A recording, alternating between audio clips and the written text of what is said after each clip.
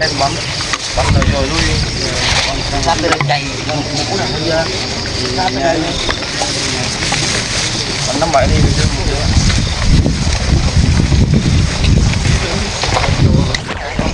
đầu tiên quá được về này đó. Cái vấn đề chó sủa nó cũng hay lắm rồi nha. Chó nó sủa nó đúng lắm.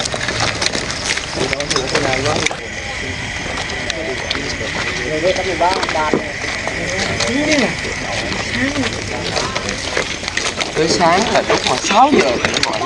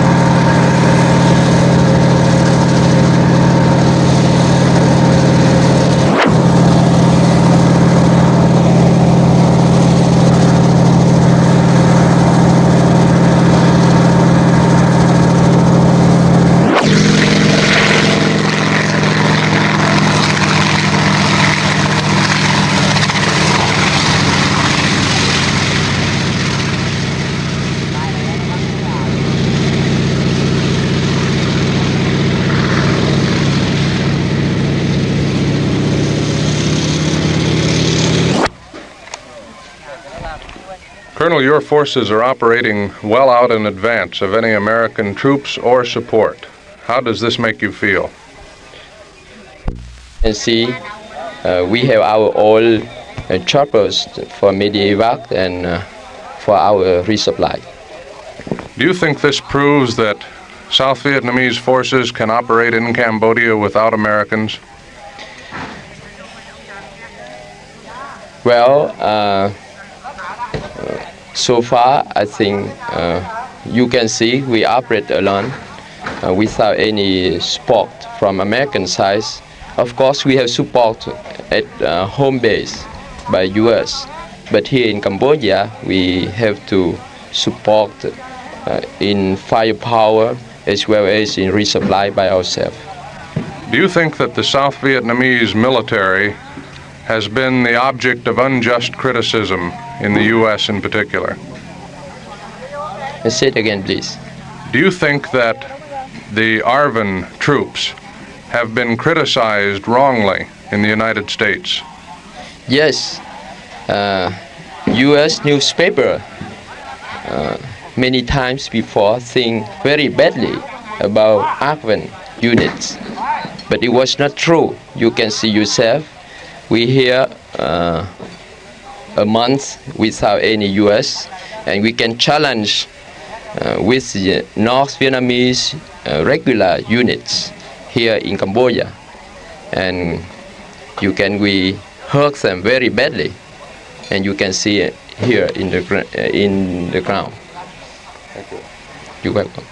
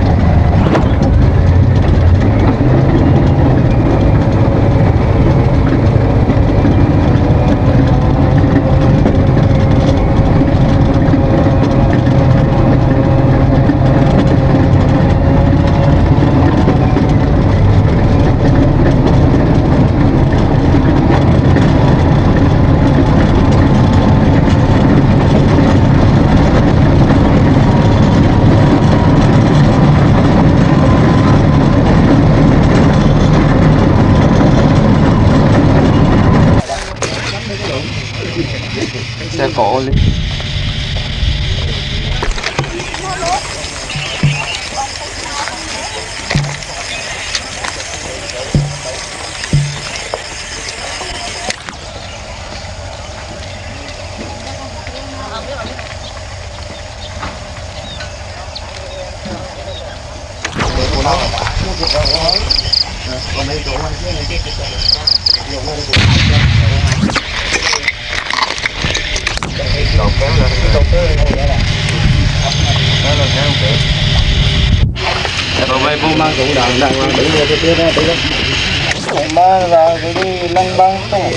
Bây giờ có đang ngày hôm nay đó. 13 cả gì trong phòng.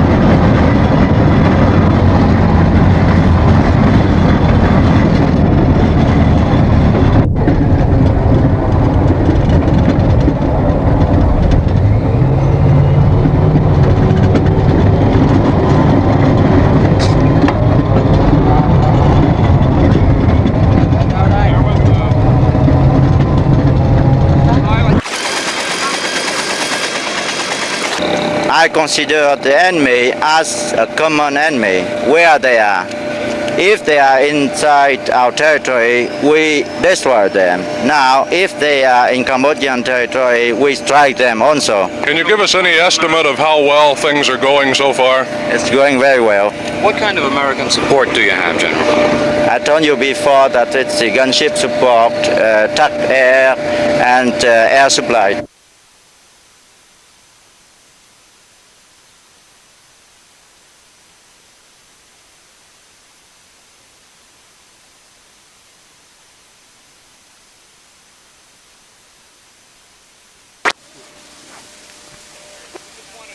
Know that since last night the U.S. government gave agreement for some U.S. direct support to our activities along the border, and since last night the Defense Ministry issued the declarations giving the authority to field commander to organize such operation to strike the enemy installations, as we know before. And we are on the way to do it. Why is it necessary, General, that American support be involved here? Why are so many Americans needed?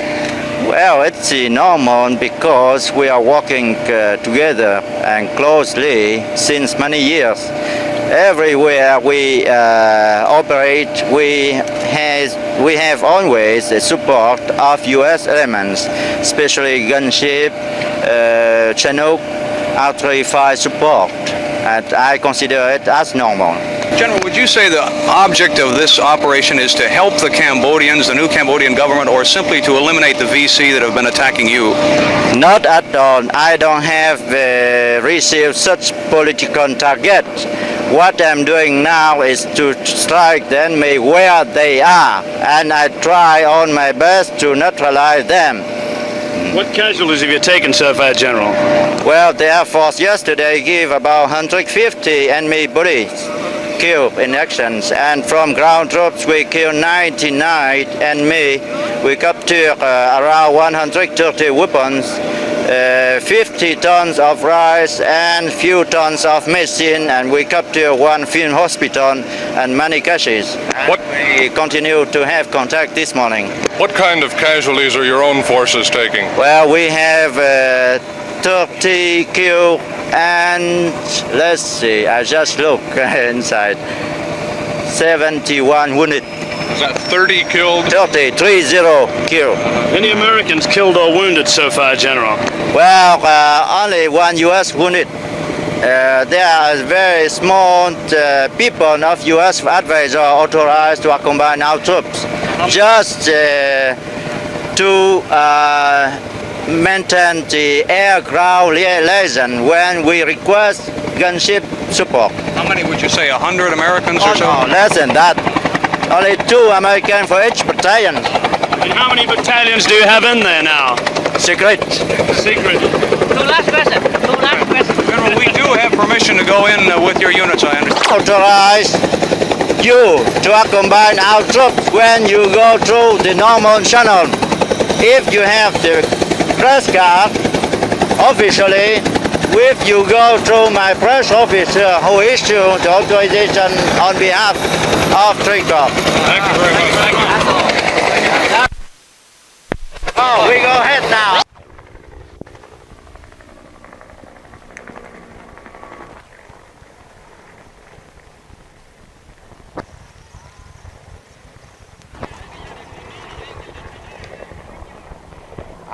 Còn 10 cái đầu nữa đó, còn 10 cái đầu nữa đây này. Tôi tưởng kỳ nó bắt đầu đi chuyến sau đó.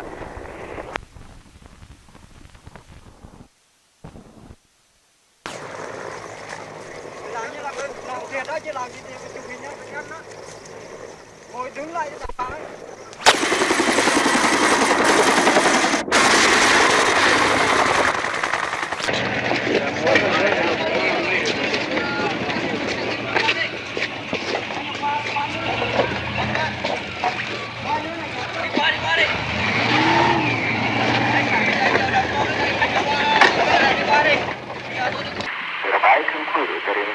Enemy activity in any of these areas endangers the lives of Americans remaining in Vietnam.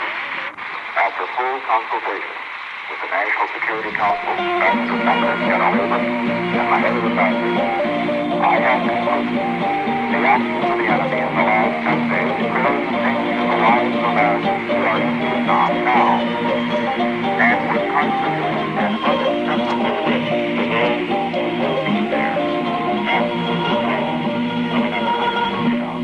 Còn lời hát đâu để ca ngợi các anh người hùng dân tộc trong chiến cuộc Nam vô danh. Còn chiến binh nào anh hùng hơn nữa, liệt oanh nào hơn oanh liệt hôm nay. Đường xa vùng trên sông ngũ quên.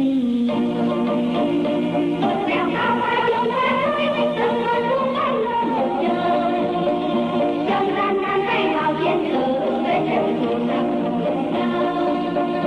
trời đất nan trời ông rất xa tiếng trời mòn tiếng lại nương ngoài mà đường đi qua đường đi lòng nó chạy ra người về quê.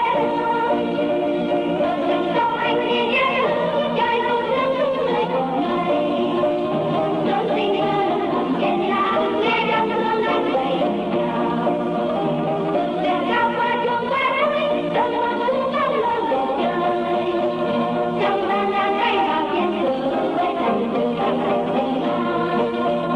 trời đất nan trời ông rất xa tiếng trời mòn tiếng lại nương ngoài mà đường đi qua lòng nó chạy ra người về.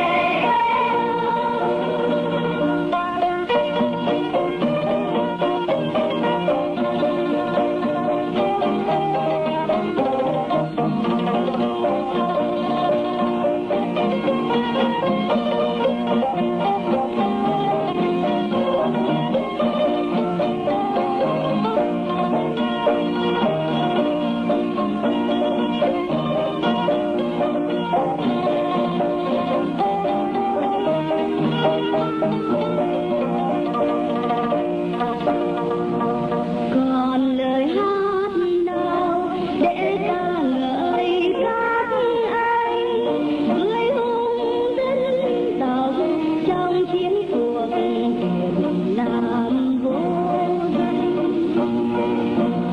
Còn chiến binh nào anh Non, ils sont sur place. Ils sont sur place. Ils se battent.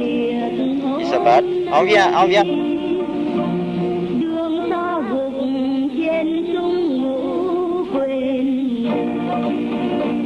Đèo cao qua trong cái núi từng mơ xuống bóng lưng bầu trời trong gian nan tay vào chiến sự với trận thù giặc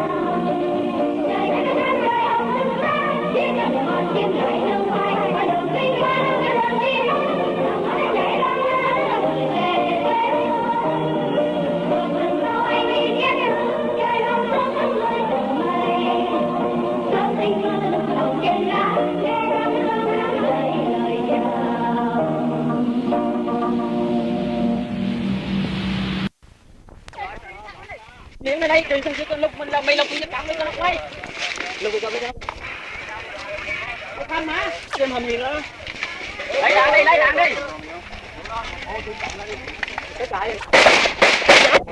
Có mấy kìa.